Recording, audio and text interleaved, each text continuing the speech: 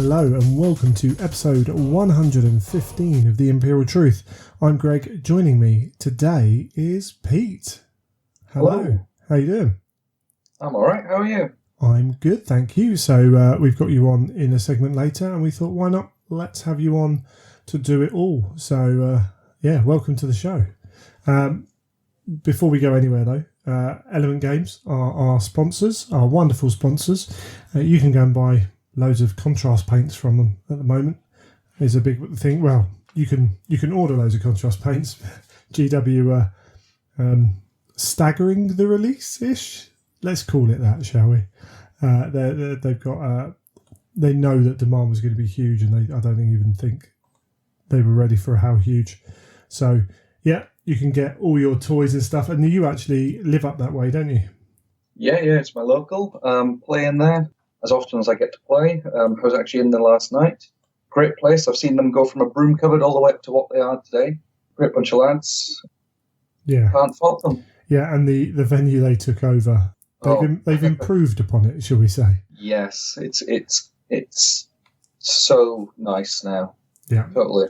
Absolutely fantastic. And the beauty of them is, half the time that I order, well, not even half the time, more than half the time, I get that new release stuff on the day it comes out. Not going to happen this time because I put aerosols on there and it has to be couriered. But it's handy when you're getting that stuff. Like, I actually get it probably earlier than I could get to a GW half the time. So that always helps. Always helps. What have you been up to, Pete? So you haven't been on before, so obviously there's no frame of reference beforehand. But have you been hobbying these last few days? I've actually been hobbying this.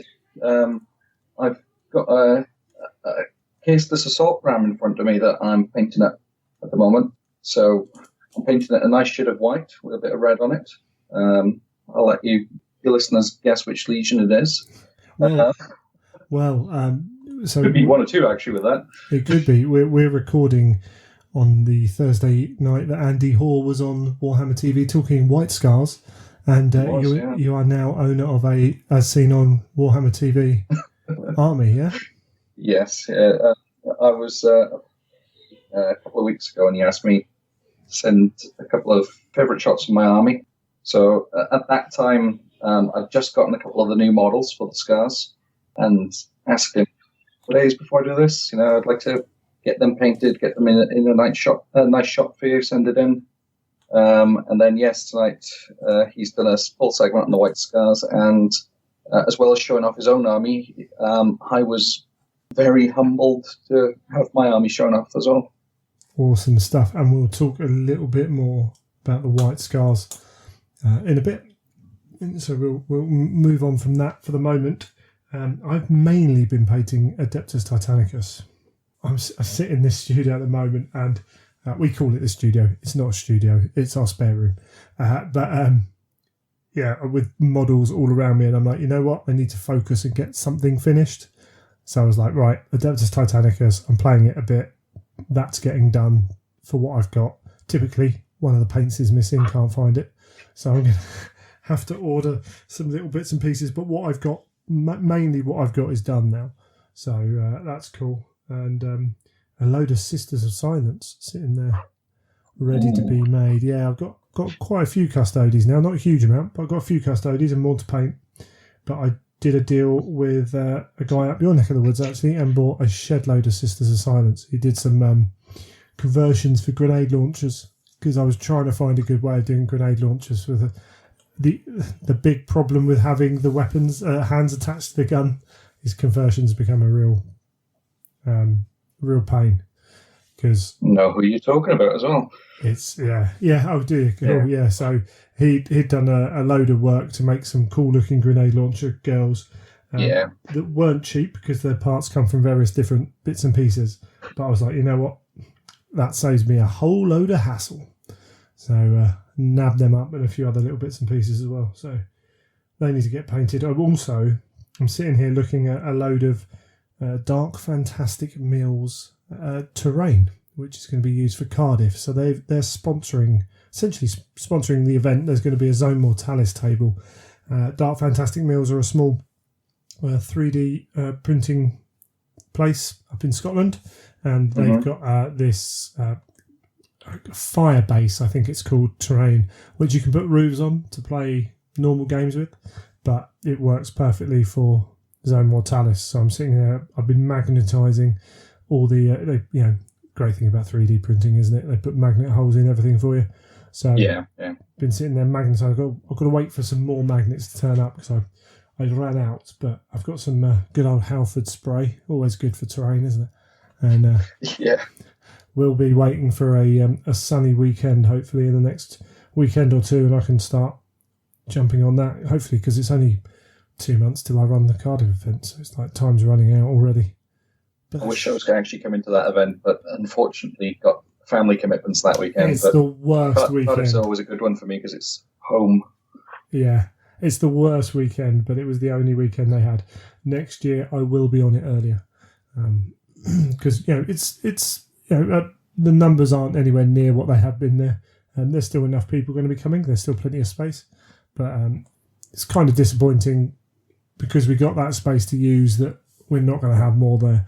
But it'll be fun. It'll be good. And it'll be a good tryout of the system of having people playing whatever form of 30k they want, really. So we can see how that goes. I have recently got off a chat about Blood and Glory as well with some of the organisers. We're a bit later than, certainly I wanted to get information out, but within a few weeks we should have Blood and Glory information out there.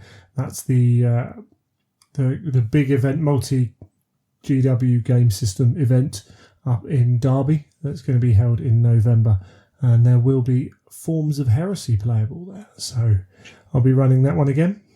Really enjoyed that last year. Yeah, fingers crossed we're going to be in exactly the same room this year. And we're talking about how we do different things because obviously, every year we want to try and make it better if possible.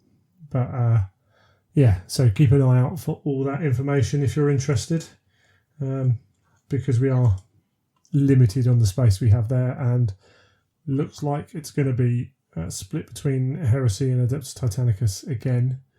It was a hard decision to make, really, but we're going to go for it. We're going to see how that works. I'm definitely hoping to get a ticket. It's something I've already got a pre-arranged pass with the other half with. Good so looking forward to hopefully it'll align with the weekends and I can come along to that one. Awesome. Yeah, it was really fun to run it, and that was the event that my missus came and helped run last year. She's coming to Cardiff and she's coming back to that as well. And I know she was she had quite a bit of fun before she got too bored with it all. She had quite a bit of fun with you guys, so that's always good. Let's talk about let's talk about what's come out for the Heresy, but it's been quiet. It wasn't that long ago that I recorded and we had the Acastus Night, whatever it's called, out. Mainly we got paints. Have you had a look at Contrast? I've been to 2 events now where they've actually come out. I was at Warhammer Fest. I saw them on the table. I did want to sit down, but I just didn't find the time during the day because I was doing a lot of time talking to people. Yeah. But I made a mental note that I will start playing with it, especially with skin tones. I started to see some of the stuff with that. Yeah. Amazing. I've also seen some of Rich Gray's stuff, which looks ace. Yeah. And then, I saw them at the UK Games Expo as well, but unfortunately I didn't get the time to sit down with them and do anything. I tried to get my 3-year-old son to paint his first Space Marine, but unfortunately, there was a squirrel and we had to move on. Yeah, that's fair enough. It's an interesting one. I've talked them up on here, and I know a few people who have talked them up. It's quite funny watching people discuss them online because there's a very different way they're discussed between people who've used them and people who haven't used them. They have strengths and weaknesses as paints, as everything does. GW have pushed for the get an army painted quick, which is understandable because if they can get people who don't paint to paint, then hopefully they're going to be buying those paints. That makes sense, If And no painting product is going to be truly revolutionary now. I wouldn't have thought. It's hard to make something it's hard to make an iPhone, isn't it? That's why the iPhone is looks now like it did, because that next step is something that's mystical. If we all knew how to do it, we'd all be doing it. Yeah.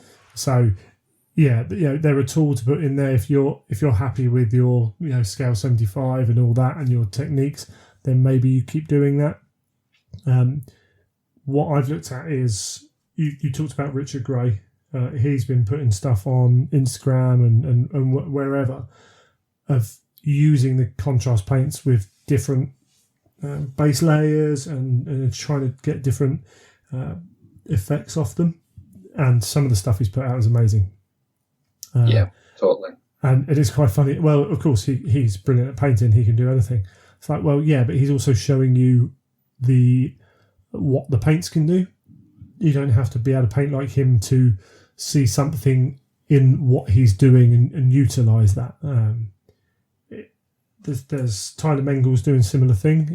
Not maybe not quite on the level of Richard Gray, but he's played around with different styles and trying to achieve different things. And the other one I've been looking at is Pete the Wargamer on YouTube, who's someone new to me, and I found him to be really good, actually, of a guy who can obviously paint but isn't trying to. He's got these contrast paints. He's not trying to, change the world with his painting technique. He's like, well, this is how I would do this. Let's see what I can do with contrast paints, and showing how effective they can be. So, it's an interesting one. I personally, I don't think I'd ever paint a whole model exclusively with contrast paints. Partly because I don't know how neat I am, and the whole kind of, if you make a mistake, getting to it quickly or painting over it with a base layer and going back over, I'm like, yeah. But say for I'm going to be painting some ogres for Age of Sigmar. They're 40% skin and 40% trousers. So it's like, well, it's almost just spot on for those kind of paints. Yeah. Completely understand that. I think until I get my hands on them, it's just going to be something that I'm looking at. I'm not discounting from the toolbox. I probably wouldn't change any of my current paint schemes to include them, but I think what I'm looking forward to using them on actually is I've got a bunch of Escher that are sitting around that I've had since Necromunda was re-released that I really want to paint up. And I think that as I haven't got a colour scheme nailed down yet, that's where I'm probably going to look to try and apply them to start off with. Sure, yeah, and that's my biggest reason for. I think I've only ordered 3 or 4 of the paints so far. I actually need to put in an order and get a couple more, but I wanted to, because I knew there was a chance that suppliers were going to, maybe have to wait a little bit of time for a second batch. I wanted to get my base coats in and the colours I'm almost guaranteed to use. But yeah, there's, if you've got a colour scheme already, then unless it's really hard to do and you can find a way to achieve the same thing, then you're probably not going to change. That's understandable, isn't it? But for trying out a new project, trying out particularly something like that, having a look at them, I think they've got a lot of very cool attributes. I did see something that says they might rub off a little bit easier than on normal paints. That's something I haven't looked into too much yet. I don't think they've been out long enough to really work out whether that happens or not. But something to be aware of, maybe. Well, we'll see. As you say, play with it. But then, I can always varnish a model. It's not the end of the world for me. If I save hours and hours and hours painting a model, I can go through a couple of sprays of varnish over the top to protect it. Nice and simple. And then the other thing we talked about last episode was we were talking about Warhammer Community and how we feel that the heresy's been not necessarily given as much kind of attention as it should do, and we talked in the round table about having maybe community members being more active and sending stuff in, and as is always the case with this kind of stuff, it comes around and bites you in the rear because Harry Howard's lovely army, was on there. I mean, yeah, you can laugh at it, but still, at the end of the day, it was one article in I don't know how long. So it was really good to see. Let's see more, kind of thing. But if you are interested in having a look at something like that, then you can find that on Warhammer Community. You can go and search through for Heresy, and it will come up with the latest posts. And Harry's army's lovely, isn't it? It was, yeah, I remember seeing it at, funny enough, Blood and Glory last year. Yeah. I remember listening to that last episode of yours, and then seeing the article go up just as I finished listening to that episode. It was that's why I was chuckling then when you said that. Yeah, it's sod's law. It's almost guaranteed to happen. But with that, and then with Andy's spot today, actually, about the White Scars, that was slightly unexpected for kind of what they've done, because did they do a Tale of Four Warlords? Was that last week? Or the week before? Yeah, it was. So we've had a little bit extra Heresy content on there, which is good. Admittedly, not from anyone in the Heresy team, although Andy had a place writing part of the White Scars background. But it's good to see it, and hopefully it is something that they do kind of keep going with wherever they get it from, really. I don't think it matters. Yeah. They did make the point that they were going to, now with Tale of Four Warlords coming to an end, they are going to look at a new way of providing Heresy content. And the show today was good, given the background, given some shots, showing his own army off, showing my army off. It's an interesting way to, essentially, the customer to see new things that they might be interested in. Yeah, and it's one of those things with Heresy. There's still a lot of people out there, if you don't play the game, who know very little about it. People who play 40k who don't know the story of the Heresy a great deal. In fact, I saw someone posting on Twitter today, which they put up the rules for out of some of the demon rules, the Malau-esque rules for thinking. They were like, this is hidden away in a 30k book, so no one's really going to see it or utilise it. And it's like, come on, dude. Like, actually, there's quite a lot of Heresy players out there. I feel like we're the old, like, Lord of the Rings players used to be, but everyone just assumes there's not. And as we said before, the more kind of talk that persists, the more people believe it. In fact, I was talking about Blood and Glory, about Adeptus Titanicus, and I was like, I think we could put on an event there. They're like, do people play it? And I'm like, well, if you're on the Adeptus Titanicus 2018 Facebook group, you'd see posts all the time. One of the most active groups I'm on, I think, in the hobby. Yeah. So but I suppose if you're outside of that, I'm like, they can't even keep the weapons in stock. Right? So there's got to be demand for it. So having that visibility will help that as well as maybe just drawing some people in, and that's what we want to see at the end of the day.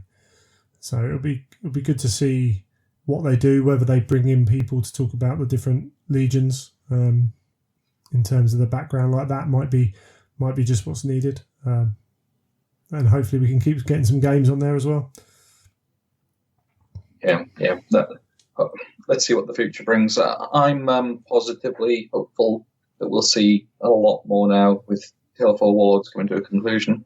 Yeah, the one hope is, the one issue I have when Heresy in any form is on Warhammer TV is the chat just goes silly. Like I don't know what it is. I don't know why Heresy brings it out, but there's this weird kind of, and we talked about it last week when Forge World make an announcement, and I've seen it even in this. It's like, oh well, when's this? What's this? And the Warhammer TV chat is almost exactly the same. It's like, this rule doesn't work. What do we do? And it's not asked. It's like fired at the person, and it's like, well, fix this. Yeah, and it's incessant as well. It's like, it's not it's never one person asking that question and leaving it. It's, every 2 minutes that they repeat the same thing when it's never going to get answered on that. That's not the format it's answered in. And it just kind of, like, I sit there and cringe going, this is my community. But I don't actually subscribe at the moment. For me, Warhammer TV, I don't get enough out of it at the moment. So I don't subscribe, so I can't even get on there and say anything. But yeah, you don't seem to get it with the other game systems so much. It's a shame. So, as I say, I don't think many people listening to this will necessarily act like that, but maybe we need to, if you are kind of see something like that, maybe we need to step in there and say something, intelligently but firmly. And I don't know, it's a tricky one. Yeah, did see a little bit of that in the chat, and I was trying to remain neutral. But someone did say, well, possibly if you don't like it, maybe you're playing the wrong game. However, I did feel the need to give them the Heresy FAQs at gwplc.com address and say maybe you should be asking your questions this way. Yeah, because that's the only answer they ever give anyway. It's like, this is here. And actually, in this instance, like, it's common knowledge in the Heresy community that there's an issue with Jagatai and is it Chagorian Brotherhood, Right of War? Yeah. Like, yeah. I don't know of a single person that I like that wouldn't let you just play it. Yeah. Yeah. It was an oversight. Yeah. In Warhammer Fest, Anuj ran a seminar. This was asked, and he said he needs to put that into the FAQ. But I think it's a case of, does it sound sensible? Would you expect it? Yeah. I don't hear. It's almost like, does it even need an FAQ? It's obvious. Like, that he can't, your Primarch can't lead part of your army. And there's nothing in there to say it doesn't, it's not like some of them where, loyalist characters aren't allowed. There's nothing, it's a fundamental right of war for the list. So, it's a bit silly, but I think, handling it the right way and, gentle encouragement to use the right channels to put your thoughts and opinions across is maybe the only thing we can do, and hope that people get the message or get fed up of hitting a brick wall. Otherwise, I don't know. You can only tell people something so many times, I suppose. That's the issue. It gets frustrating otherwise. Yeah. However, maybe the people who are asking the questions might want to apply for a job that's currently open. Indeed, yeah. I had at least a couple of people messaging me saying this is a job for you to go for, Greg. So it's head rules writer for Forge World, for Harrow's Heresy, and there's a lot of panicked people wondering where Anuj was going for starters. So I'm trying to remember. I thought Neil got the job of head rules writer. In every seminar I've been into, Anuj has referred to Neil as his boss. Yes, exactly. So I'm trying to remember whether it was specifically done, but it was certainly, Anuj was the new boy. Neil's also a lot of people saying that there's a lot of I don't want to say lack of understanding because that makes it sound bad. A lot of people who aren't aware that Neil has been involved in these books for a while, and Emma in the background's been in a couple as well, a few, and Anuj is the new boy, as it were. But I think this is an extra position, as far as I'm aware, from the little scuttlebutt, and it's proper scuttlebutt. No one's leaving. It's trying to bring someone on so that the rules can get, everything's passed out a little bit more, so they're not everyone's trying to do everything. So fingers crossed this results in maybe allowing the timescales to include, as we talked before about a red book coming out, like regularly, periodically. Whereas if if it's just the three of them, that isn't guaranteed to happen. I don't think it will speed up the black books a huge amount, but it might allow them to work around that with some other content, which would be perfect, I think, actually. Those black books take time. They're going to take time, even if they had an extra writer, because of all the processes that they go through. But we've said on the show that, if they released, well, we could do with a red book for talons and things like that anyway. I personally want one for scenarios and or bits and pieces like that, an extra bit of information, and then allowing the FAQs to be kept up to date, a little bit more up to date. I think it'd be really great.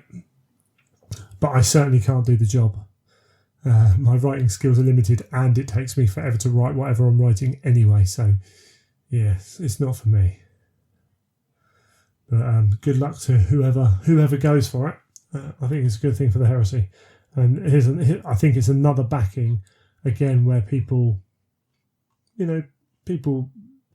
see what they want to see sometimes from GW, from life, and they think that, everything's gone wrong since, a couple of summers ago. And it's like, well, actually, and that they're abandoning the heresy and all that kind of thing, letting it just fade away. It's like, well, they're not. They've been recruiting people at various points to work on the heresy and within Forge World. And they've been taking work away from Forge World and putting it into other studios. So, like 40k rules and stuff. So I think there's a big commitment there for heresy. When I went to the UK Games Expo, when I went to Warhammer Fest, I felt that the love for heresy from Forge World was very apparent from what was coming out, what was shown on the Sunday, what was actually there on the Saturday. It felt like the train was in full motion and that they weren't putting on any of the heroics. Yeah, I must admit I felt the same when I turned up and there were demon, pictures of demon models. I was like, wow, okay, that wasn't something I expected for a while. Yeah. And then looking around at the other little bits and pieces they had as well, the armigers and all that, and it was like, okay, right, yeah. And again, I've talked to people and I'm like, Forge World we've had this period of time where everything was a bit, but they weren't releasing a huge amount. Doesn't mean they weren't working on it. So something's going to be, in the background, they've been getting things ready. So I think we just have to accept that we're going to be on a slightly different schedule than we used to be. That's all. Yeah. And that's fine. That's cool. We'll get used to it. It will become when you're playing. I was going to say that when you're playing games like Adeptus Titanicus, maybe Necromunda, maybe other systems, having a 3-month cycle, when you get some new releases, it's not going to be that long before. No. When you're staggering it and you're working out your budget for the other games as well, you're suddenly back around to Heresy and wondering, hang on, have I got enough money to pay for that? Because I've just bought some new knights for Titanicus. And have I got enough time to paint it? Yeah. Yeah, exactly. So I don't think that's a bad thing. It's just a different thing, and that's fine. We don't have to buy everything. We don't have to own everything. We just like to. That's all it is. Awesome. I think we've covered most of the things I wanted to go about. Oh, Facebook group. So you may have seen that loads of Facebook groups were going closed or private or secret or what have you. There was a spate of people joining Facebook groups, making interesting comments and then reporting those comments to Facebook to get groups shut down. So we've moved to making our group closed, which means you have to answer questions when you join.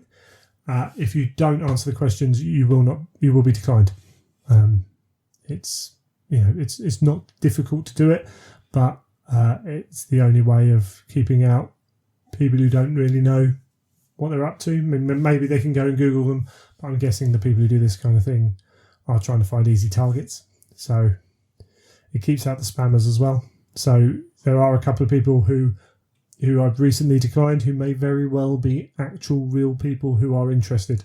But there are 3 very easy questions on there. And you don't even have to put the right answer for what did Magnus do wrong. So, but you do have to answer the questions. I'm going to, for the sake of every person answering 3 questions compared to me having to look through people's profiles to see if they're, real. It's a small investment of time for people. So yeah, there we go. Let's take a quick break, and we'll come back and we'll talk about some white scars, I suspect.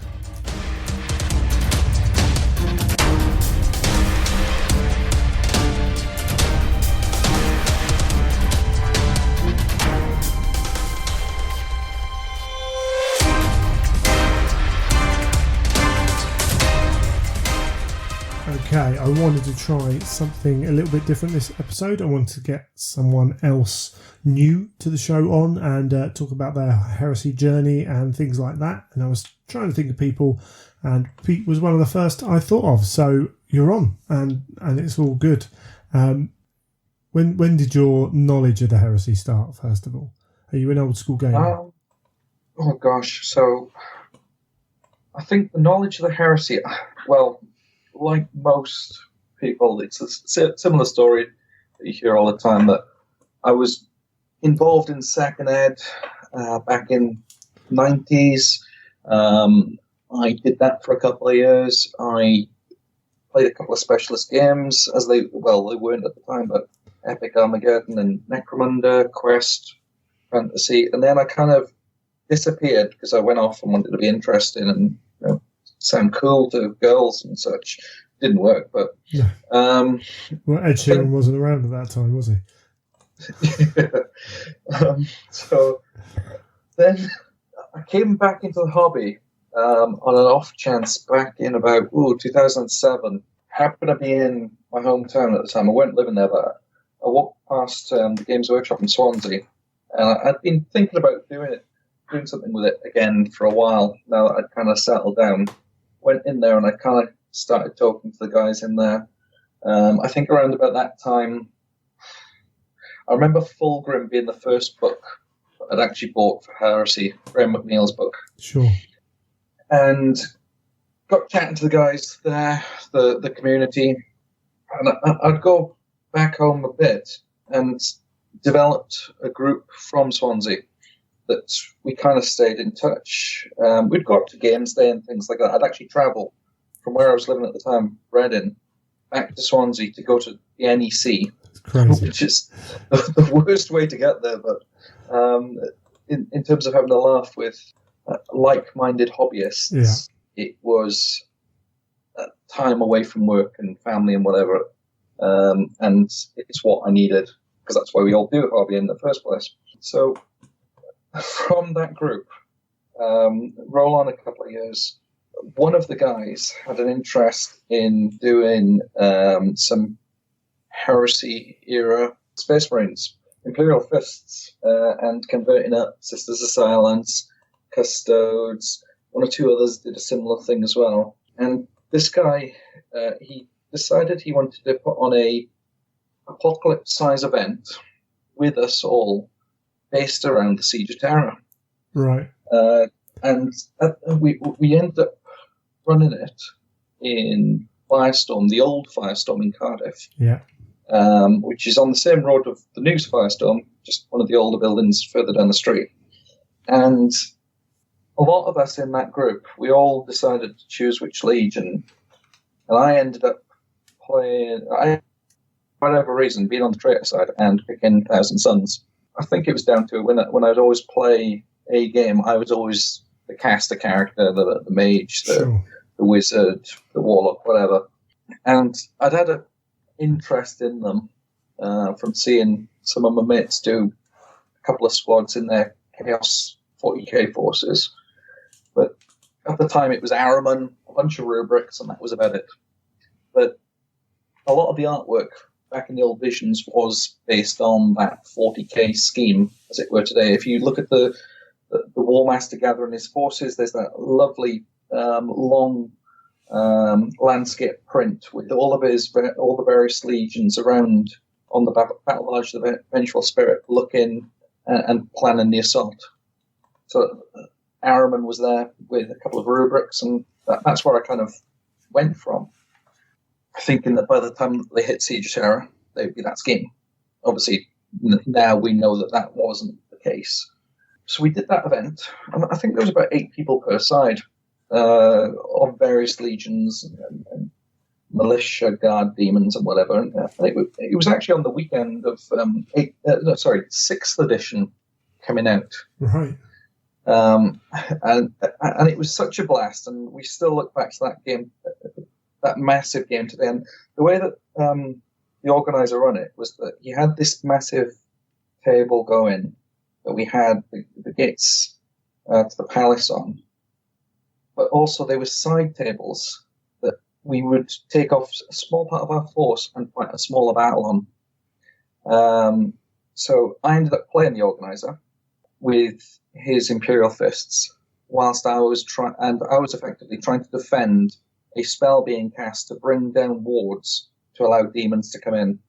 Now, it was such an amazing side game and such an amazing overall game that it kind of spurred a lot of us on to do or have a further interest in heresy. And just the person who run it, when I say the organizer, being big so far, was actually Lex. Lex Head, who runs Crusade and Heresy. Yeah. Now, since then, even before then, him and I were good friends. Fast forward on to today, and we probably are seeing a lot of events together, and probably getting up to a lot more than what we probably should be discussing on this show. Mm-hmm. But we tend to use events to meet up and see each other because we do live quite far away from each other now. But when Heresy then launched as an actual system, because at that point it hadn't, when Book 1 finally came out, which was a Games Day, wasn't it? Yeah. It came out with a number of T-shirts as well for, I think, each of the 4 legions that were present there. And I've still got my Logan's famous quote from the start of Horus Rising T-shirt that I sometimes wear to events.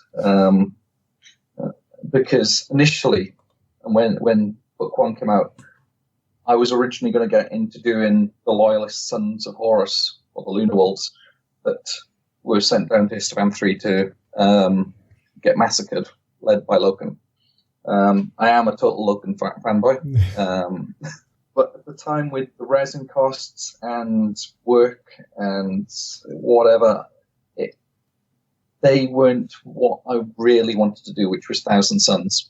Sure. Yeah. So, and there was inkling that the Prospero campaign was not going to be that far off. Book 4 was going to be the Prospero campaign. We heard that from pretty much day one.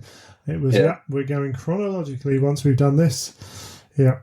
The lies. The lies. Okay, I won't do this force just now. Yeah. And I did get Book 1, and I did get a few things, but I didn't get into it. So I hung on the sideline. I went off and done a lot of other different projects for a lot of other different game systems, not Games Workshop. And I just kept that toe in, waiting for Prospero, waiting for the Thousand Suns, and I waited. Yeah. When that Lex would ever come up, because he was traveling, whatever, he would stay at mine.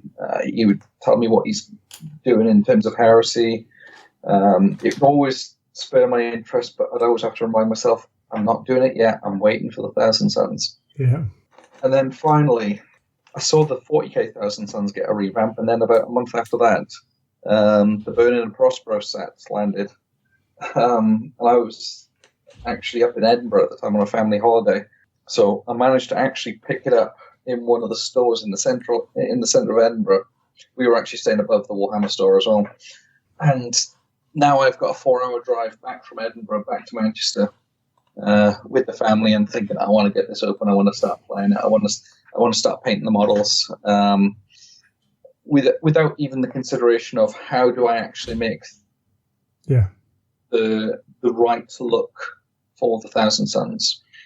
I had been kept up to date with the books to a certain point. I think it was about mid-20s that I'd read up to at that point as well. And obviously Thousand Suns and Prosperous Burns were two of my most read and listened. I think at one point I had 3 copies of both of those books, either from hardback, softback, and audio, because they were the original audio books that were released, unless I can be corrected. But when the Thousand Suns started to then, or rather Inferno dropped, I think I had to wait a little bit just to see how do I actually figure this out. And I didn't get the chance to go to the weekend of that year, which was the last year that Alan was there as well, which was a shame. But from that point, I think from the end of March, where I was running a Malifaux tournament in Element Games on my birthday, and the guys from the Manchester Horus Heresy Gaming Group were actually doing a campaign weekend there at the same time. Right. So while I was doing the TO of this event, when everyone was playing and nobody was asking me questions, I'd go over and have a look, see what's going on, have a look at people's armies, see if I could start chatting to the guys between rounds, or rather while the rounds were going on, which I think walking away from that event that I was running for Malifaux, it was full on heresy for me at that point. By October, I went to my first event, which was at Firestorm with Lex, and even before going to my first event, I had managed to purchase a Prospero board of someone who commission built the board. I had about 2,500 points at that point, whereas other people had a lot more points at the event that they could swap in and change between rounds. I think you run an event a couple of months later in Element, but I never got the chance to go to that due to work patterns of my partner. And then from there, I think I run my Thousand Suns a couple more times at Company of Legends, where I think we met. Yeah. I had the Thunderhawk, the Airborne Force, and then back at Firestorm for one of the Tabletop Panther events. I don't know what it was, but somehow I managed to pick up some Best Painted awards along the way, which I was very grateful to the guys for the support that they'd given to me. And I'd also noticed that even just turning up in Cardiff for the very first event, only really knowing Lex, the spirit of the community and the welcome, the way that people would welcome you into it and get you to come along after to a meal in the evening and just chat to you. It was amazing from being someone who nobody had ever met to that point, or I wasn't really posting much stuff at that point. Sure. Yeah. So first off, had you always been a painter? Do you enjoy painting? I think that I don't get too much time to game, and when I do game, I'm quite anxious when I game. Right. I want to know that I'm doing the right things, and if I feel like I'm not doing the right things, I kind of get it. And this is probably a good tip for anyone who ever plays me at an event. If I feel like I'm not doing the right things, then I kind of don't enjoy the game so much, because I feel like I'm making mistakes and not giving the other player a good game. Sure. But equally, I'd like to think that I'm a very fun person to play against, because I like to have a bit of a laugh, a bit of a chat, and play to a narrative. Yeah. I don't think it's uncommon for people to have that anxiety about not giving the opponent the game.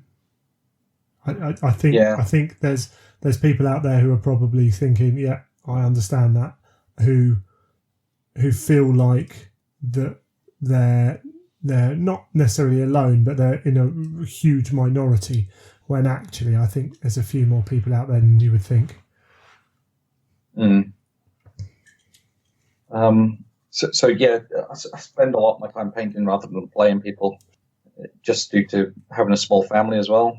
And I think as well, as I said, I like to base a force around the narrative. So I tend to shy away from probably what would be more optimal. However, I know that a few people listen to this. Some of my good friends will say, "What? You've got an all jet bike army? go away. Yeah. Unfortunately, that's just due to the way that the White Scars actually play or come across in the narrative. But whilst playing the Thousand Suns, I had a lot of problems. I only ever run Magnus twice because I felt that he was too powerful, and I always tried to give the other player the best game possible when running Sekhmet because of the way that people interpreted the original rules for them, which was to, could they select their powers or did they have the roll for them? Which I was always someone who rolled for them. Sure.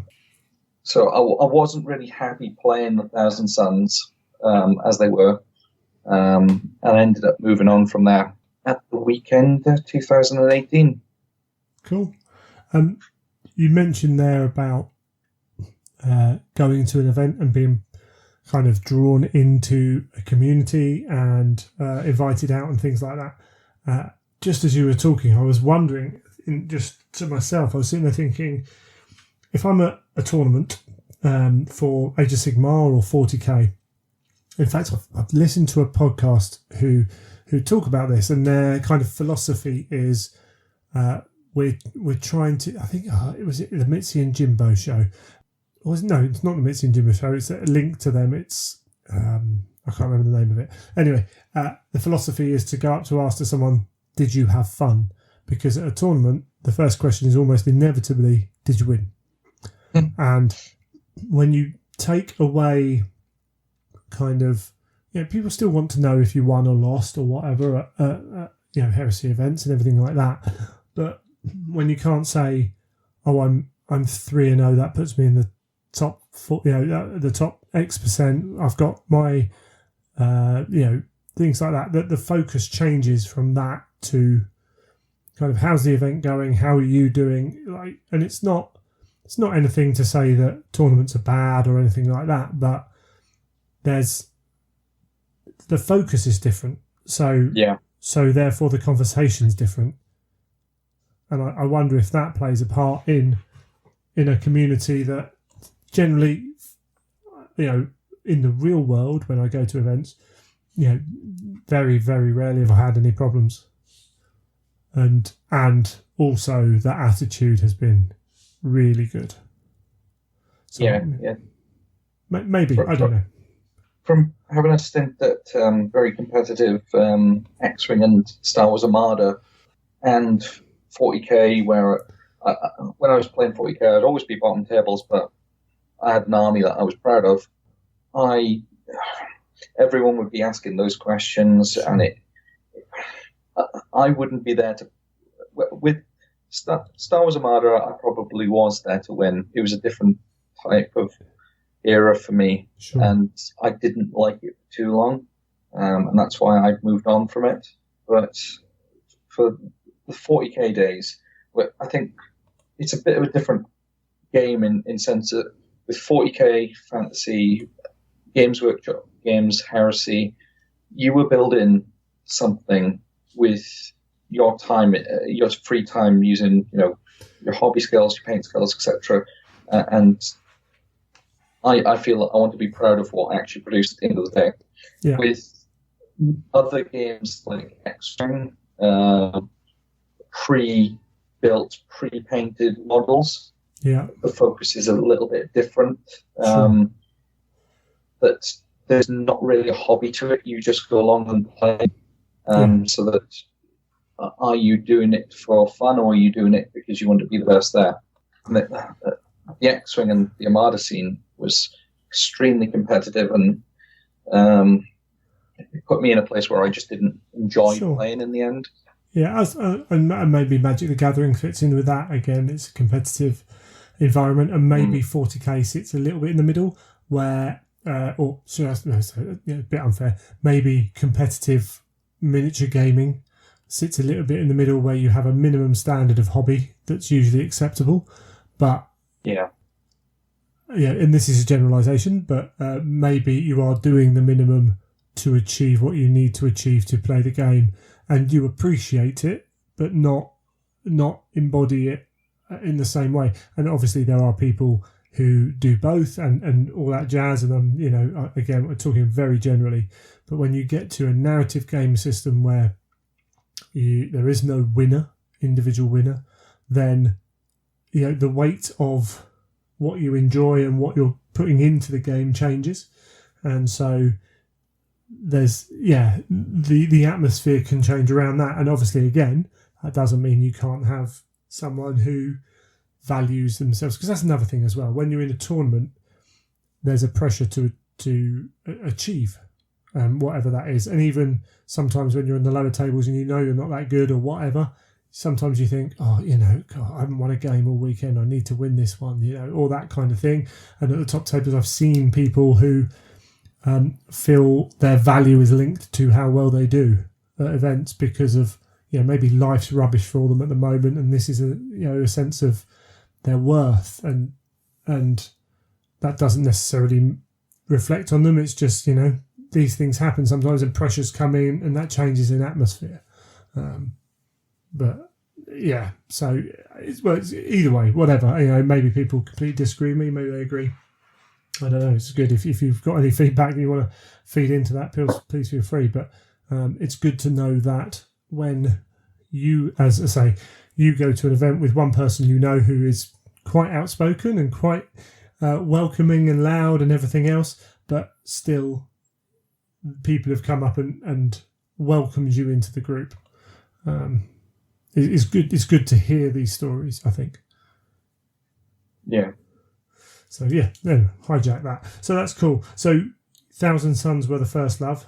Yeah. They still are there. Find a good way to want to represent them on the table. Sure.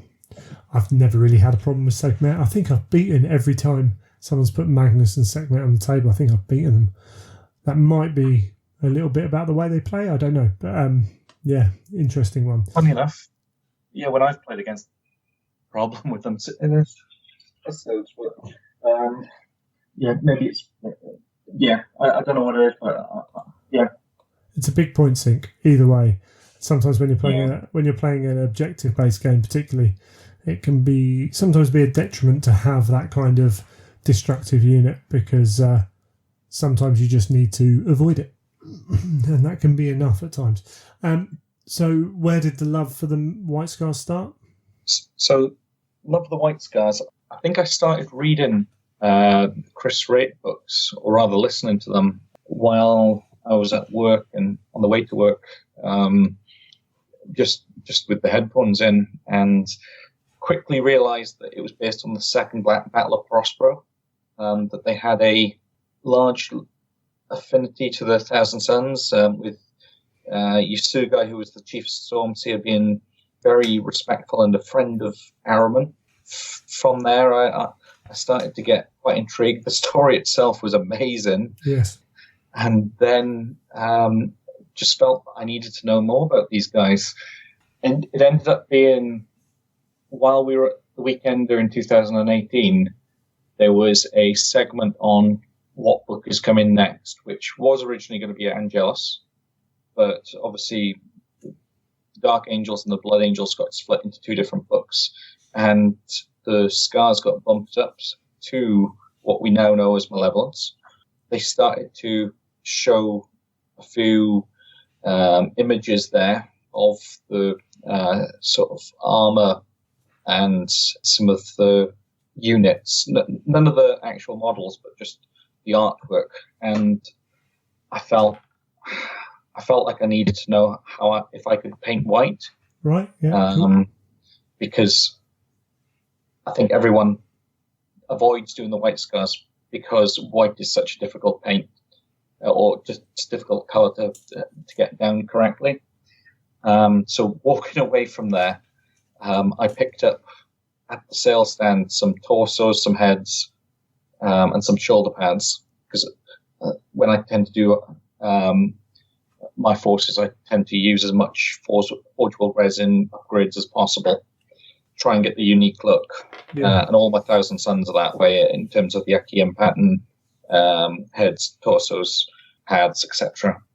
Then I drive away from the Belfry and get a call from Lex saying, "You said you're starting Scars, but I didn't realise that you were leaving your Thousand Suns here for someone." No. So quickly have to turn around, go back to the belfry, and bite my arm. And then I got home, and I think within a week, I posted up some pictures of some Mark III using Andy Ho's colour scheme that he talked through with me while he was playing Lex on how to do the white. I posted them on Crusade and Heresy, and people said, "I think you got this." I think by that point I'd read all, Path to Heaven. I'd gone back to Brotherhood of the Storm and read the prequel.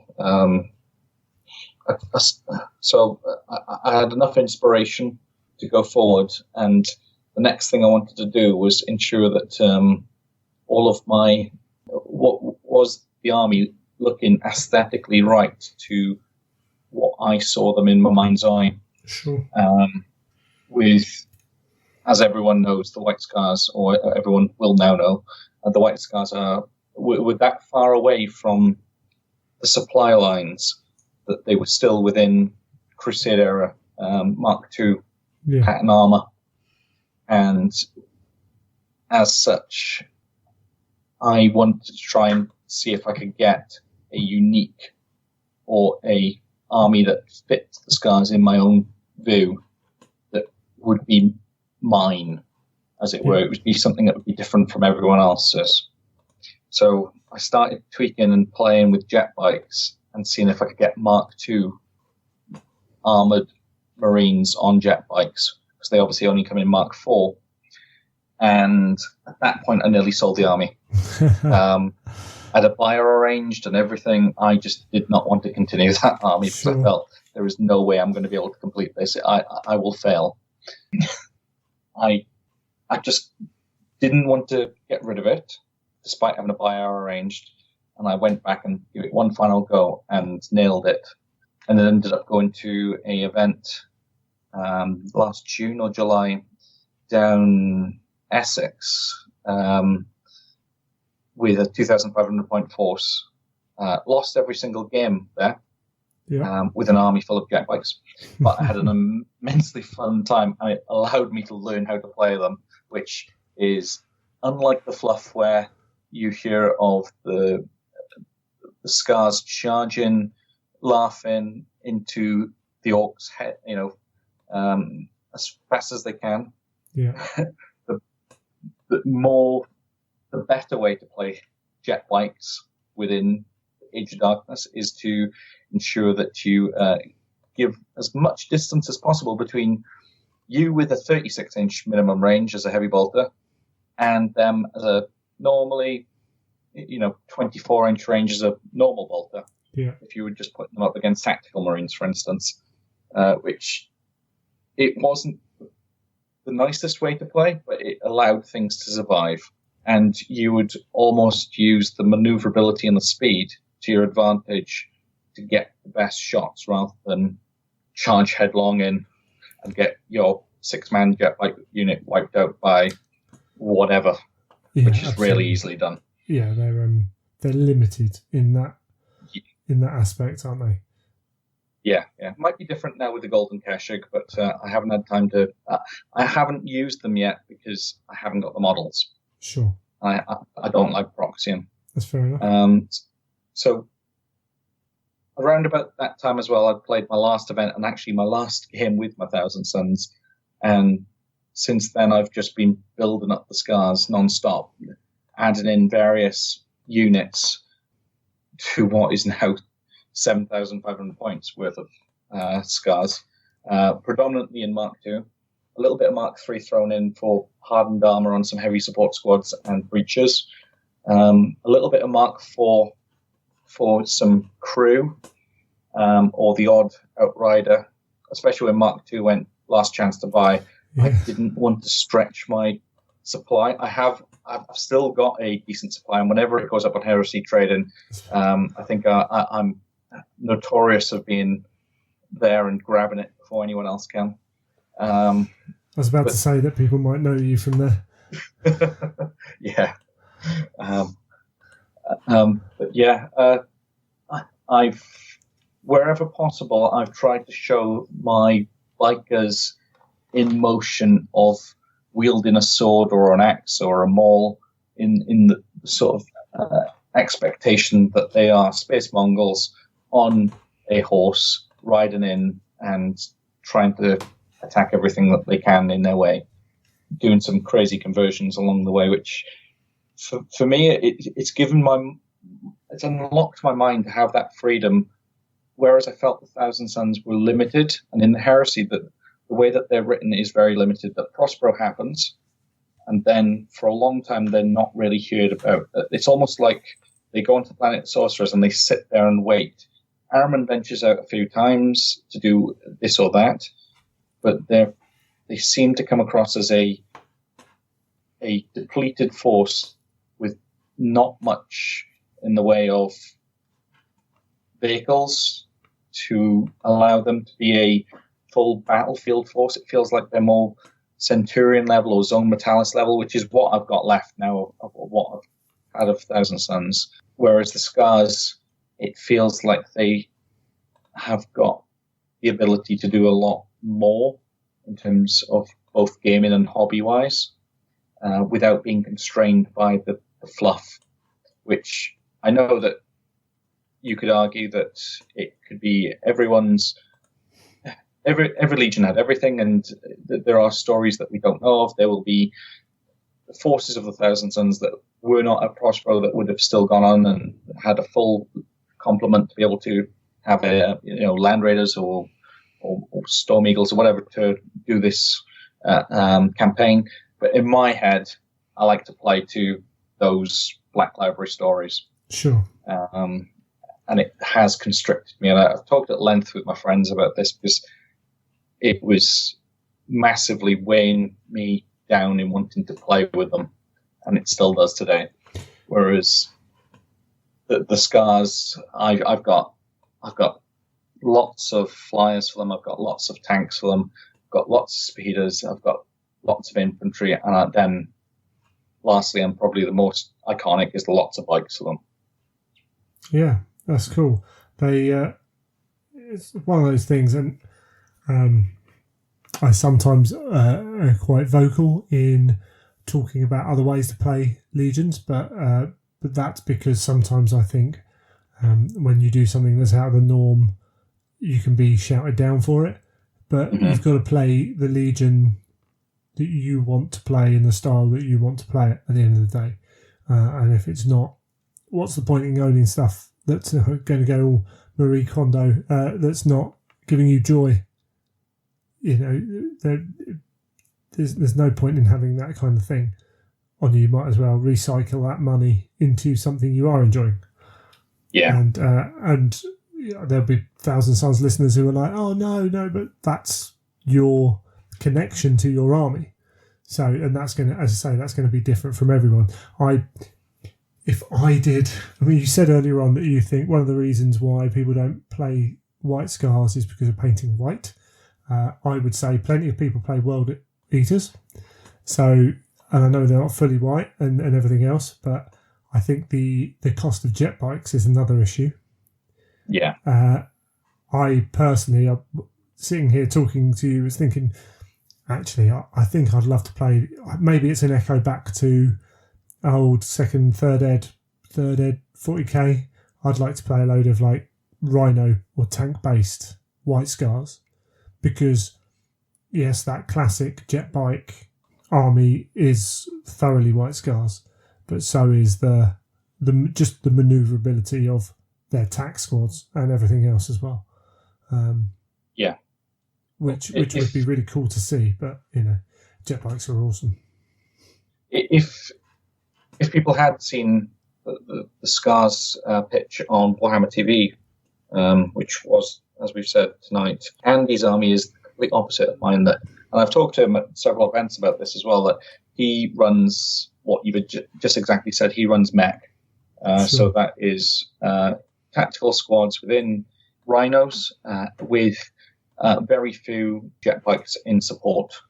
So that isn't what I've gone and done as of now because I wanted to get the iconic jet bike army out of the way. Now that frees me up to go off and do other variations of the White Scars, such as having the mechanized force, such as the armored breakthrough force, whilst supported by speeders and jet bikes. I've got a couple of Storm Eagles that I'm painting up at the moment, as well as Caestus, so that one of the things that I really enjoyed running in my Thousand Suns, which I miss dearly, is Angel's Wrath. To have that fast flyer element come in, whilst again supported by jet bikes.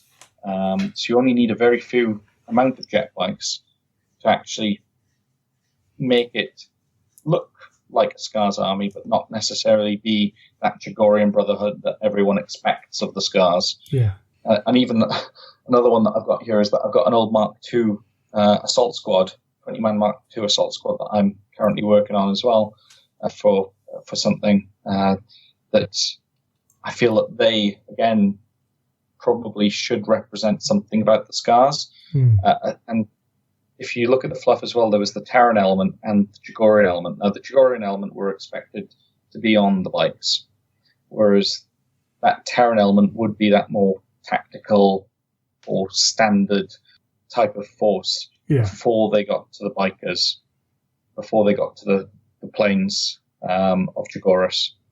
And when Book 8 came out, I think that a lot of people were talking quite heavily about the use of Jagorian Brotherhood and the limitations that have been introduced from changes of the army list. I was quite vocal to say it is not the only way to play Scars, because I already had my mind on Project 3, 4, and 5 after the project that the project that I've previously completed, which is all bikes, and then the little bits in between that I'm doing to tweak it. And maybe, yes, having a army when you're buying a heresy army, and I know a lot of people have many different legions or many different heresy armies, they want that legion that they've done as Project X to be that snapshot of the army as you would expect it to be. But there are ways of thinking outside the box. Oh, definitely. Yeah, absolutely. And there's nothing wrong with going with that classic either. But sometimes, it keeps things fresh as well. If you can add a few things in and change the play style. We're not going to do too much about Book 8 now, because at some point we'll do a Sons of Heresy. We will be doing more Sons of Heresy at some point, don't worry. How did you feel from playing before Book 8 and then getting Book 8?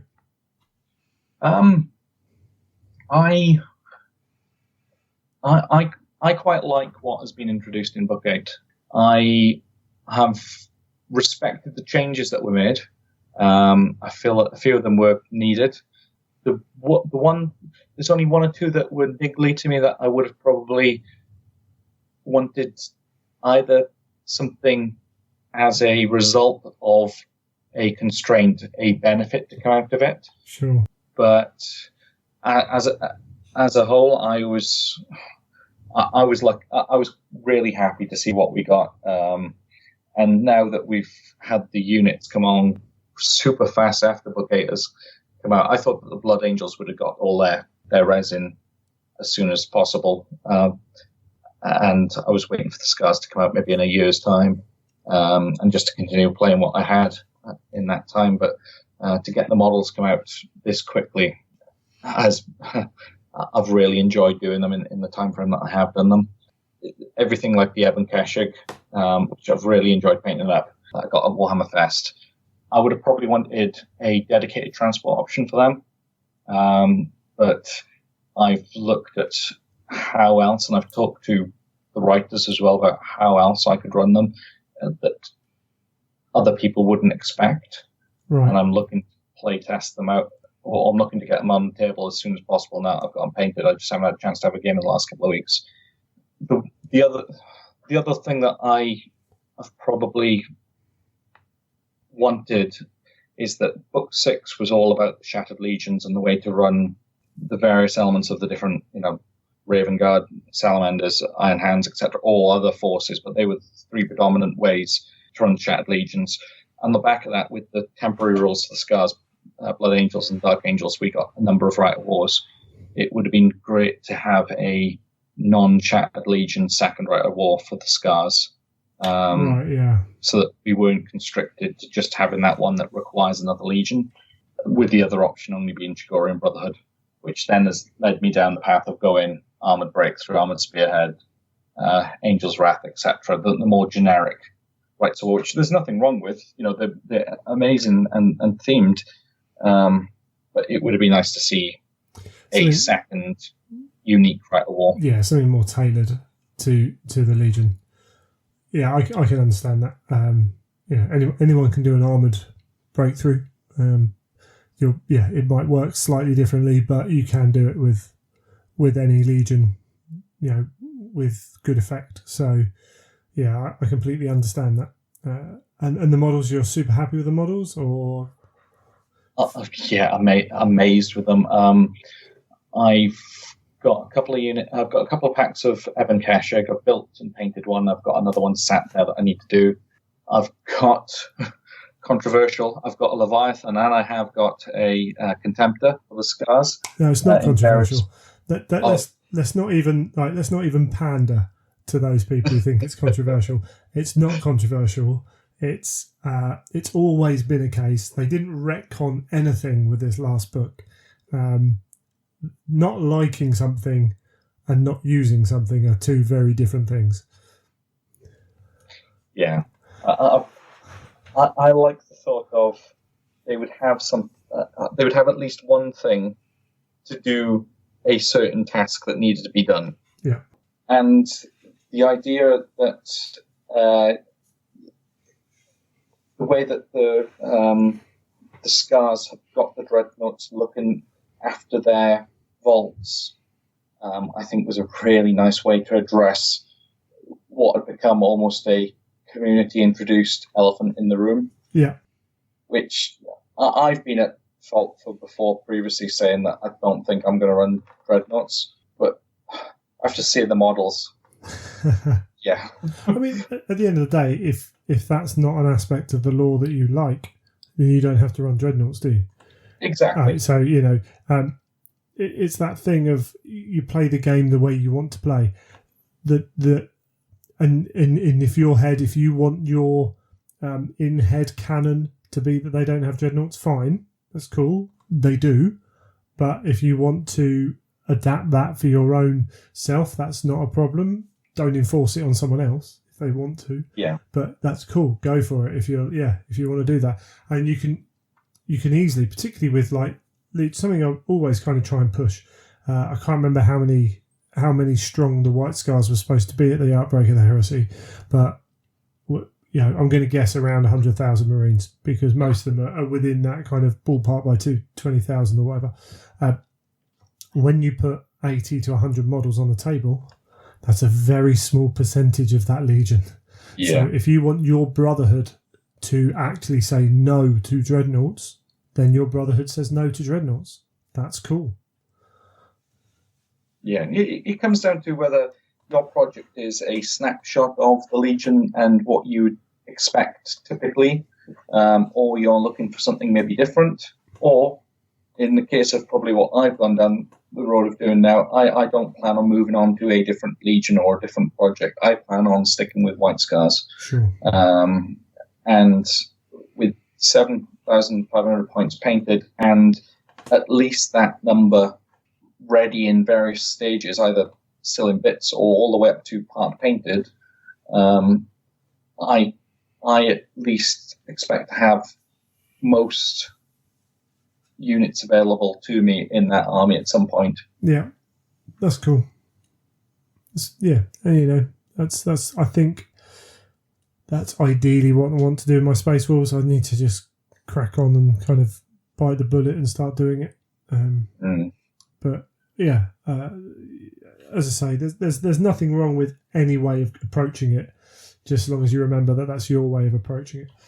Yeah, the Kaizagan assault speeders are probably so far the unit that I've really been the most happy with. I've managed to get 2 of them on a pre-release that was at the UK Games Expo, to the point where someone posted up that they got 3 of them on the Friday, and apparently they had 5 in stock. The next day, I was at the UK Games Expo at 10 o'clock in the morning, getting the 2 remaining ones. Thankfully, due to whatever organisations had gone on there, they hadn't actually told anyone that they were selling them. They just happened to have them if you asked about them. Yeah, classic. Which, much to my joy, I managed to snag the 2 that I've got, which I painted up within. I think I finished the second one early to midweek this week. Cool. No, end of last week. Sorry. And the way that the kit just went together, and seeing how the old the old javelin, which would have been a sculpted by hand design, to this CAD operated design, it fits together so much smoother, and just the detail that it's got on it and the little intricate bits that make it Chagorian, it was such a joy to put together and then paint. And we're talking about the little bells and whistles all the way up to the Mark II riders that were in it. And I'm looking forward to adding a 3rd one to the force when I can get. Well, I've already got the order in from the event stand. I'm just waiting for it to turn up. Yeah, it sounds really cool, and and enjoying them on the table as well. Obviously, otherwise you wouldn't be playing with them so much. Yeah. I've gone to several events. I think I've gone to more events now than I had definitely in 1,000 Suns. You don't have to put so much bookwork into it. I tend to always run a Stormseer in my list, right. But at least have one Psyker, because that's, again, in my head, they would have taken one into battle wherever possible. Sometimes I've gone without, but majority of the times I have had one. I think that I've had a lot more fun games than I had in the entirety of playing 1,000 Suns, and I've hopefully given the people that I've played a good game. Sure. Where if I felt that going away and hiding the unit would have won me the game, I would rather try and be more involved, and not just try and get out of dodge. It just comes down to probably having a uniquely balanced army, and I don't know how to describe it other than say that yes, it's all jet bikes, but at the same time, I would have included other units in support that would allow for not a one-dimensional force. Sure. Yeah. It's about how a certain amount of it is what you take. A large, possibly even larger part of it is how you use it. I rarely have a problem with the army that's brought to an event, because I think that a great majority of the issues come from the way the army's played. And if you're obviously a player who's cognizant of the opponent as well, having fun, I'm a strong believer in it's a 2-player game for a reason, and through a game, everyone's got different levels of this, but through a game you should be able to judge kind of what you're up to between the two of you. And there are times when I know I've played and it's become very apparent, like we're going, this is going to be a proper tactical game, and if my opponent does this, cool, we're gonna crack on and we're gonna try and beat you that way. And then there are those games where you're like, actually, this guy's much more of a fun kind of engage. Like, no, the terminology is dangerous, but a player who's not as worried about the result or doing what they need to do to achieve the result, should I say, but more playing into the spectacle of the game, maybe. Then you can adjust your game as well. That's part of being a good player, I believe. Yeah, the last 2 events that I've been to, which, funny enough, one was the last Company of Legends, and then the one before that, I think, was your event last November, Lungori. I think I might have been to another event since then, but I started taking a tub of Haribo with me. Sure. So that as you're playing, even at that level, you're engaging with that person to just offering them sweets and just having a relaxing time. That, yeah, there's a game going on and you can play competitively if you want, but you're actually spending 2.5 hours with each other and looking at a cinematic experience on the table. And the dice are doing all the rolls for you. They're doing all the random number generation for you. So why not enjoy that time? Yeah, and you can, absolutely, and you can even enjoy that whilst you're playing a competitive game as well. I like the idea of the Haribo. It's an icebreaker. It's as you say, it's a connection point outside of the game. It humanises your opponent as well, because sometimes that gap between tables, I've seen it between opponents. That 4 foot gap between tables is a lot bigger than 4 foot, and the only connection to the opponent is via your models on the table, and that has it doesn't always cause problems, but it has a greater percentage chance of causing issues between players.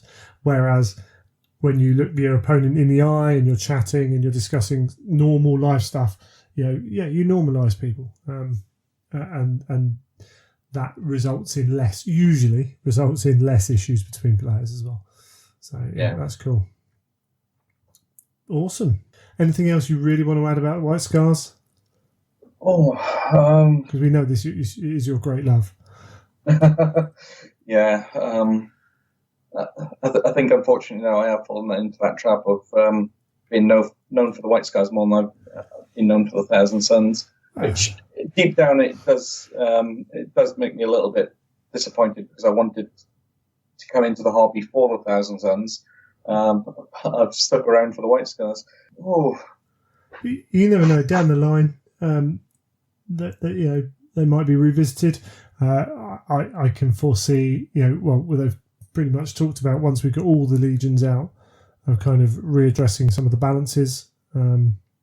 There is a fundamental issue, as you rightly put. I think even in novels, the Thousand Suns have they're portrayed in a more limited way, in terms of the fact that they're so good at what they do that becomes their thing almost exclusively. Yeah. Whereas other legions don't suffer quite so much from that. They're almost a victim of their own success in that specialisation. Exactly. Yeah. But I suppose the only thing you can really be looking forward to now is, at some point, we've got to start seeing some images of a potential Jagatai. I am. I'm looking forward to the character series models of the Scars. We've obviously seen the Golden Keshik. I think that the Falcon's Claws, which is the scout unit, may fall into the same bottomless pit as the hidden ones of the Thousand Suns, because that is the only unit that they didn't come out with. Yeah. In that book, out of the Legion stuff, because Space Wolves have got all of their stuff now. So I would love to see the Falcon's Claws, but something is just niggling me that I don't think that we'll see them for a while. Well, what's his name? Neil Roberts was really passionate about doing the Ebon Keshik, so who knows? I spent a long time speaking to Neil at Fest, and he was extremely passionate. Yes. We spent a long time talking about hobby, other things. I showed him some of my models, and we were talking about some of the other stuff that he's done, in the way that Yavin Keshik have got their armor in terms of Mark III, and the way that the shoulder pads are in a certain trim to ensure that you could strike out with the lance. The thought that went into it, I cannot fault the man. No, It was brilliant. Yeah, we were there for a very long time. He's definitely worth the entertainment value. He's great. Yeah. So I'm looking forward to adding them, and hopefully now that we've seen them previewed, I think that their window is about a 3-month period of previews. It's about that. Yeah. I've got expectation to at least get 6 and probably 2 units rather than a single unit, because I tend to run my BP units as 6. Sure. But from there, then, as soon as we then move on to the character series, I've got a Quinjar that I converted up using an Alpha Legion Terminator and various bits. And I really enjoy Quinjar, even though, spoiler alert, he didn't make it all the way. However, I think that a lot of love that people have is with Solomon Khan, who's the one that can take a Sister of Silence as a unit attachment, and also he can come on a bike separately, and he wields a Thunderhammer. I'd be interested to see what they do with that model, if they do a model. Alternatively, I think that the Golden Kashig Sergeant comes with a Thunderhammer that you could potentially convert up. And then, Jagatai when he hits, and hopefully, I'd like to say that maybe if he is the final Primarch, if the Lion ends up being next, because of the way that they did the schedules with Angelus, they might be a little bit further on with the Dark Angels now that we've seen some Dark Angel stuff. Leaving Jagatai to be the last. I think, I'm not sure because, I've missed a couple of events, but talking to Sam, even a long time ago, he was talking about Jagatai's armour. So I haven't heard him talk about the Lion in anywhere near any detail. So I'm trying to think. I think it was actually, it was a long time ago. It might even have been last year's Weekender that he was talking about looking at lots of Far Eastern armour, like the real detailed armour stuff. So I wouldn't be surprised if the Khan's next.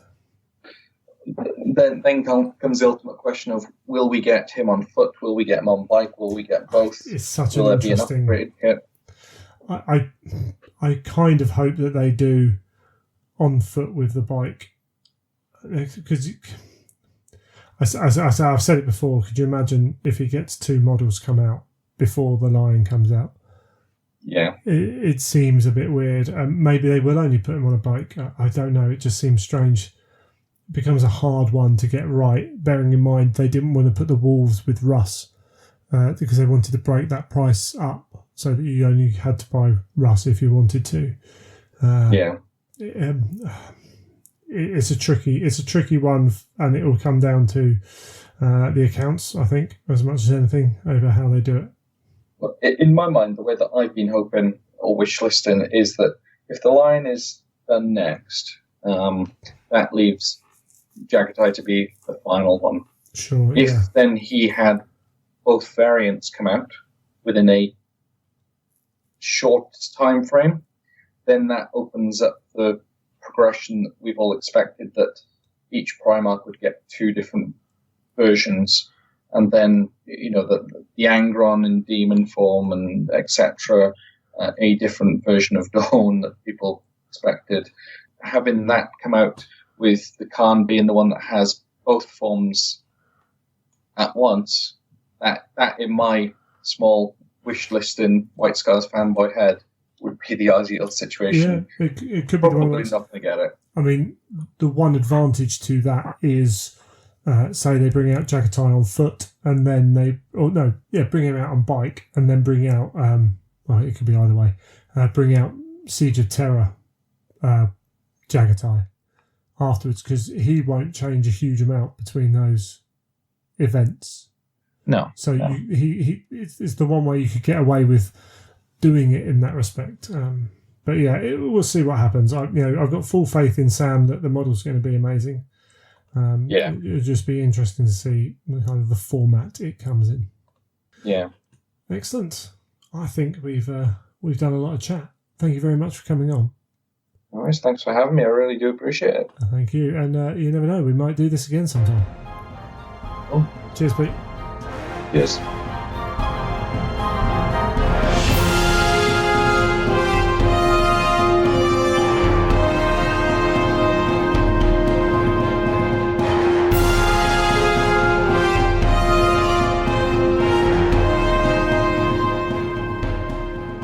And so we make it to the end of another episode of The Imperial Truth. I think most of you will be aware that we moved to a thing where we try and have two topics, two sections of the show to talk about. And there's no doubt that this show, I felt, needed maybe that second segment. I really enjoyed the stuff I did with Pete. I thought it was quite good, but wanted something else alongside it.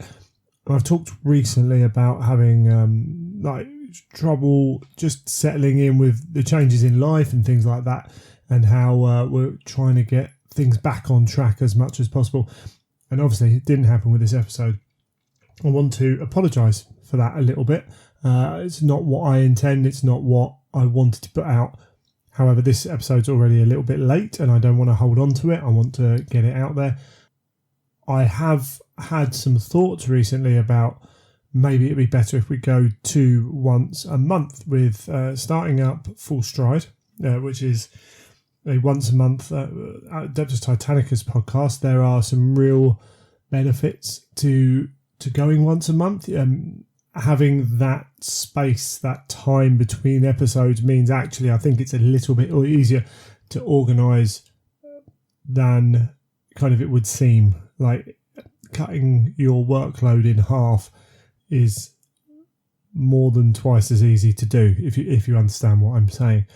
I really decided actually I don't think I want to do that with the Imperial Truth. I think something that maybe we've just had a bit of a sticky period here, and I want to press on and get back to doing the really cool stuff. I've got to balance that at home with, I don't want to be in here recording all the time and have my wife in another part of the house, or fearing that she's walking around and can't make too much noise. And I want to spend some time with her as well. So got to get that balance right. And that's, I'm not sitting here. Please don't think I'm sitting here. Woe is me. I'm doing all this. This is a hobby. Podcasting is a hobby about my hobby. And I have, I do play a little bit of sport and things as well. And I've just got to get the balance right between all those things and making sure it works. And some of that is organisational, which, as you know, I've never been the best at. And some of that is maybe just adapting what we do, all those kind of things. Sometimes it's not so easy getting people together to record. And it's very easy with effectively a 2-weekly show, to have something come up, interrupt that date, and then struggle to find that time period to record again, because I generally can put aside a date and time, but other people work shifts or whatever, and if we miss one for whatever reason, it's not always easy to line that up for a second one. So I just want to say thank you for sticking with us, and we are going to keep cracking on, and I do enjoy doing this. Otherwise, I wouldn't be doing it. It's not worth all the effort if you don't enjoy it. That is for sure. We're going to be getting back on track, as I've said, and hopefully next episode we've got Michael coming back on to talk some books, and I'm trying to line up the other part of the show as well. It's as I say, it's always fun trying to get those whoever is needed in. That's to be free at the same period of time that I'm free, or just to find that time myself. We talked a bit about not doing book 8 yet, and I'd have wanted to have done it by now, but I haven't sat down and read enough of it to go and do that. And that's something that, again, I'm going to look at trying to make sure I put some time aside to do that in those sections that I want to do. I still want to look at it, not maybe the same way as those people who, when the book came out, because the information's out there now, but you can still look at it in a way I feel that has value, has benefit for the listeners. What makes that even harder is now I have where before I've never had or rarely had a definitive lunch break at various jobs. I've either had the luxury of being able to do stuff while at work or working through my lunch break, essentially. Now I kind of do get that big gap, but taking that book 8 to work during your lunch break, that's really not the most ideal situation with a book that cost £80. That is the one real downside of those books. I'd love to have an electronic copy alongside it. I completely understand why they don't do that, but it can be a little bit frustrating in that respect. So again, I just wanted to get that out there. I wanted to let you, the listener, know kind of where we were. Maybe you noticed or you feel the show isn't quite there at the moment, or maybe you think it is there. I thought as I said when we did it, I thought the roundtable discussion we had was really good, and that's something I want to look at doing. And again, that's trying to get 3 or 4 people's schedules to line up, and the right 3 or 4 people for the topics as well. So things like that are on the plate. Absolutely. I want to get more stuff. I've got Cardiff stuff to still organise, and that's just over 2 months away. I've got a lot of terrain to paint for that, and in all this, I've got my own hobby to do as well. And I picked up the brush last night for what seemed like the first time in ages. I've had like 2 nights of painting in the last week and a bit. So it was good to do that. Part of that is because this place is a state and needs clearing up, which is a constant thing.